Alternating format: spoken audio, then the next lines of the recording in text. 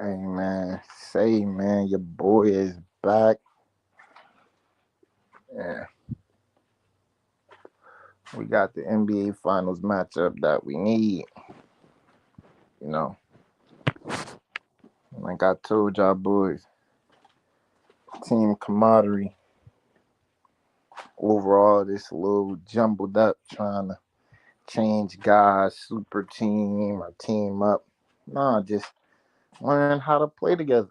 That's why we got the Pacers and OKC, two teams that people could say OKC was the favorite. Yeah, once the season started. But when the beginning of the season, they were one of the top teams before anybody played the game. But ain't nobody think, you know, they was gonna make it. They thought maybe they was 1 or 2 years away. Maybe a little bit more development that they needed. You know, the Knicks, they got their ass whooped, and I've been trying to tell dudes we gonna have to have some discussions if the Pacers win. To me, that would mean Siakam is greater than KD. I know that sounds crazy. KD has done a lot for the game, this and that, game wise, but for me, I separate best and great in two different categories. Best being, more individual, more individual things, you know, and greater being more, you know, accolades, team success, things you got accomplished in that sense. And I just think Pascal Siakam, when it's all said and done, is gonna have more of those memorable playoff and championship and meaningful basketball moments. Yeah, KD's a great basketball player. We can't take away how fast he climbed the ranks, scoring wise, or scoring titles and this and that. So from that perspective, yeah, greater than KD is kind of crazy. But when we talk about the fact of this guy could possibly win a championship and be a top two player undisputedly on two teams and it's their first time winning, nah, bro. His impact can't be understated. And I feel like Hallie is for sure, you know, we talking, not these hybrid guards and stuff, these traditional guards, 6'3", 6'4". He wins this ring, he's definitely the best. But that's not what we're going to talk. We're going to talk about the trash bag Tib-ahhue. Talking about he got him and the Knicks parted ways. No, you got fired because you do the same thing every freaking time, dog. You steady playing your guys all these long minutes and putting in these unusual lineups. Dude saying, "Oh, well, Mitch Robinson, he was getting boards. Um, Josh Hart was getting boards. Last time I checked, Josh Hart could score more points than Mitch Robinson. Last time I checked, the Pacers is not that big of a team. They're a fast break team. You need guys that's gonna play defense. Like I get that Josh Hart didn't play the best, but you still had other guys that you could have mixed it up. I ain't saying you had to play Josh Hart no long minutes like he be trying to do. You could have played Josh Hart for maybe 10 more minutes and let Deuce McBride rock. Let Campaign get some minutes. Let Precious Achua get a few minutes.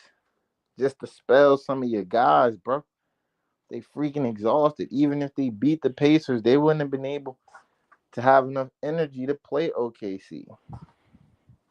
It's like, how many times is this dude going to keep on doing this?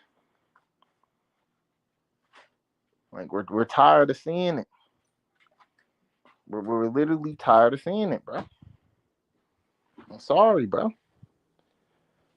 Like, same way everybody keeps saying they tired of seeing Doc Rivers. They tired of. I'm tired of seeing this dude. He's not that. He's a good coach, but he's one of those coaches the Knicks had to realize. Like I said, he's one of the coaches. He's good to put the heart in the team. He was perfect for Minnesota for what they needed. Yeah, you get the guys to believe they can make the playoffs.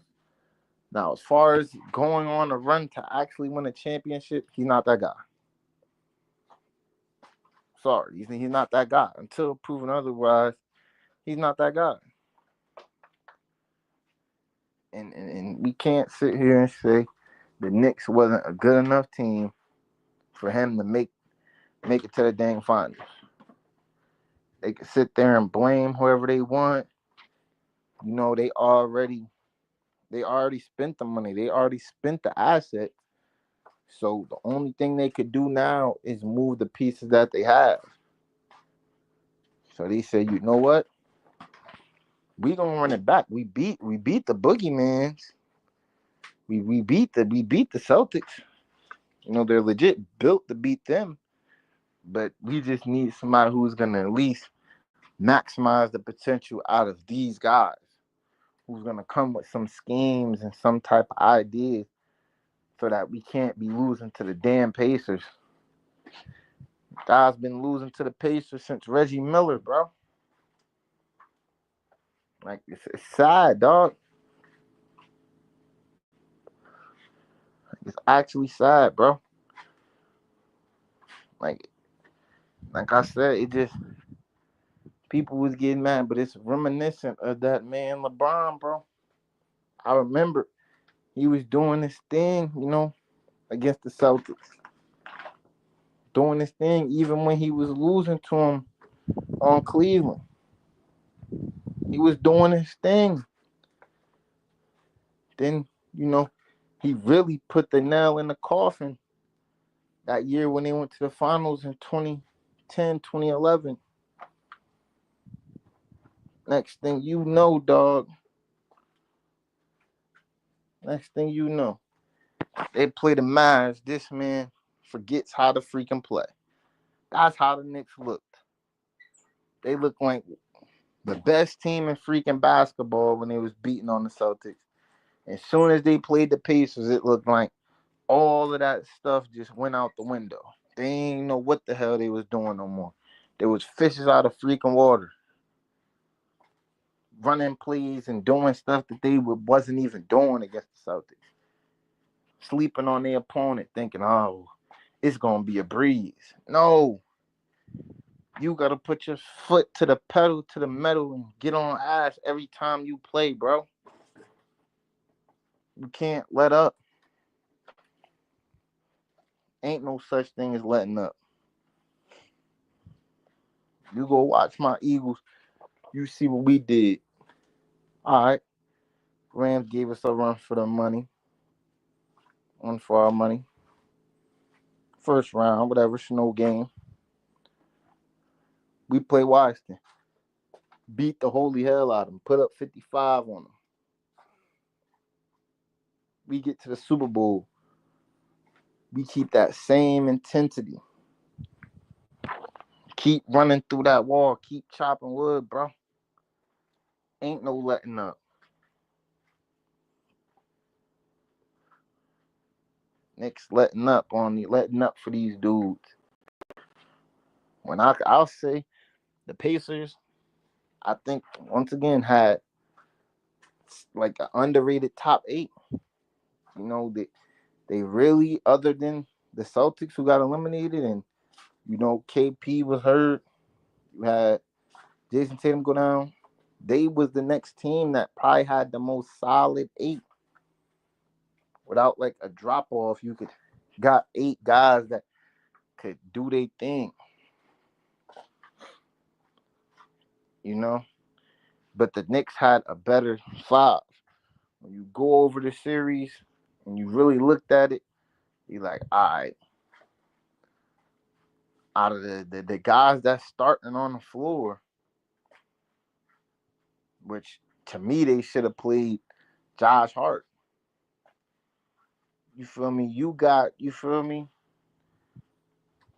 In the first five, you feel me? The only guys, whatever, the first eight, the only guys that would be in that is literally you probably would have put Jalen Brunson. Then most people would have probably said, you know, Holly maybe. Then you say Cat. Then you probably say Siakam. After that, all the rest of the players is Knicks players, bro. Ain't nobody putting no damn Miles Turner or no Siakam. I mean Miles Turner or Nimhard or Mathune or Neymar over. You literally would put, you feel me, Miles. You would put Miles. You would put OG. You would put Josh Hart. You would put those guys before all of those guys. Y'all had the better damn team as far as the starting five, and that's all Tom Thibodeau do is play a starting five. So you would think they had the better team and got y'all ass whooped. That's what happened. I'm glad they looked at it. Look, yeah, we seen enough. We seen enough. It ain't no reason to run about. If all these other coaches is just getting fired and they just, yeah, he definitely needed to be fired. Thank you. Get him out of there. Now let's see who they bring in there. I think you bring in a championship coach. Yeah, some people might say, well, bring in Frank Vogel. Bring in Mike Budenholzer. I say, you bring in the guy who just lost his job. You bring in Mike Malone, dog. Fuck it, why not? You bring in a guy who he was on a team where, yeah, they had guys that were shooters, but everybody was playing their role. He don't need to be, this year, Denver Nuggets was getting it done without shooting a lot of threes. I don't think that the Knicks need to be a team that need to be shooting a lot of threes. They don't really have potent 3-point shooters. Their best shooters is on the bench. Jalen Brunson is your best shooter, and he don't shoot threes like that compared to the other guards in the league. And you don't need Mikal or freaking OG shooting a whole ton of threes. That's the one thing I'll give Thibodeau. He didn't have Cat shooting all them threes all the time, but that's fine. That's fine, when y'all not shooting a lot of threes, it's cool with Cat shoot 4 or 5 threes. Just take the open ones, but you need somebody who's going to build the offense and who's going to emphasize ball movement. Tom Thibodeau didn't have a good enough offense for them to keep on going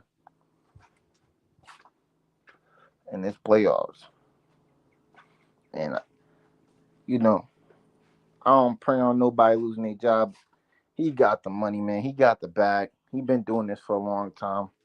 I ain't counting her no damn millionaires. Get him up out of here, dog. You got fired. Ain't no parting ways. Get Tib-ahhue up out of there.